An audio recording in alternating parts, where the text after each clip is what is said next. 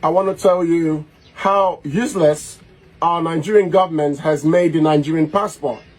It's heartbreaking, but everywhere in the country, everywhere in the world, once you're holding this, you're a thief. You're a criminal. All right, so that's a long video, but let me just summarize what he's trying to say. He said the Nigerian passport is useless because of the Nigerian government, that he was going to travel with his friends to China. They accepted every other person's passport. They did not respect the Nigerian passport because once they see a Nigerian, they automatically assume that you are a thief. Now, this particular video, to me, I don't know why Nigerians would prefer blaming the government other than themselves, what they do. Now, let's start from the country I visited, Dubai. First of all, did the Nigerian government authorize hush puppy to start stealing? Did the Nigerian government authorize hush puppy to start doing fraud in Dubai?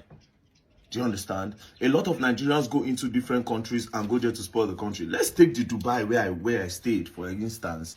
Nigerians there, I don't know how they were able to carry cultism to that country. There was a time they fought in that Dubai, they even scattered the Arabian people's cars. You understand? And then these Arab people don't fight. They don't fight themselves.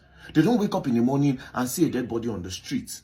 But that day, the Nigerians fought. They hit themselves. Bah. This one, this one, arrow. This one, They knock themselves for streets. One person died for the street. Those people woke up in the morning and saw somebody lying on the ground, lifeless. Did the Nigerian government send you to do that? They carry una go UK for schooling. Una go they pack una safe. They enter inside the country from the schooling routes. Did the Nigerian government send you to do that? Do you understand? A lot of now go Dubai. Now Nigerian babe, that country will be say okay, they get low tolerance for all this showing body, showing all these things and all that. Nigerians go still go there in the night, they'll still come out, come this and come they do a shower for street. Did the Nigerian government tell you to do that? Yeah, very, very dark black man. There's a lot of things you say that are obviously that resonates with me in terms of, the ideology that you have. So I agree with most of the things you say and your outlook on a lot of things. But you see this one now, today, this one you have spoken today, I completely disagree. You cannot divorce the state of a country. You cannot divorce the state of a country or the character of a country from its government. Because you see, when the people go out to vote, they give the government the right to set the pace. They give the government the right to develop the culture. They give the government the right. The government has the right over your life. The government has so much right that every money you make, the government takes a percentage of it. The government, you have given, the fact of having a government, the government has control of your life. The government can decide if you live or die. So the government has so much power. So when you talk about a country, you cannot divorce it. When you look at the United States of America, you look at Europe, you look at the United Kingdom, if there's anything wrong in a country, if there's okay, let me give an example of what I'm trying to say. In South Korea, they were having issues in terms of their relationship with North Korea. The older generation of South Koreans, they do not trust North Korea because of the experiences they have. So they wanted to change that system. They wanted a system where the older generation, the younger generation will have a better relationship with North Korea. What did they do? The government went back to their educational system to restructure their educational system from the kindergarten so that the younger generation will get fresh and new information that their parents did not have.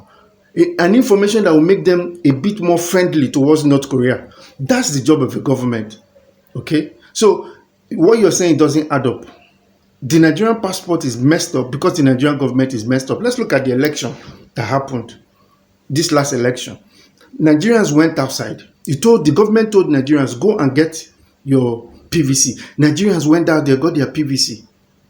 And the Nigerian government told the people, if you get your PVC, when you vote, the vote will be transmitted live.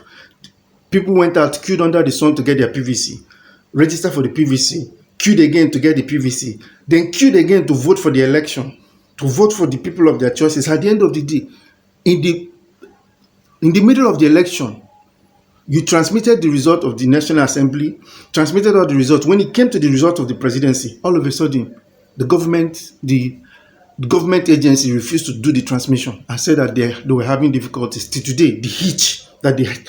What I'm saying is that what you're saying does not make sense. Okay? You're not talking sense this time. It is the responsibility of the government to set the pace. If the country was working, none of those people who have traveled abroad will be abroad.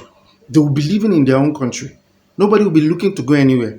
Okay? And if you're having issues with cultism and social ills, it's the job of the government to deal with those issues frontally. Okay? So, what you're saying, please, you're not making any sense. I'm sorry.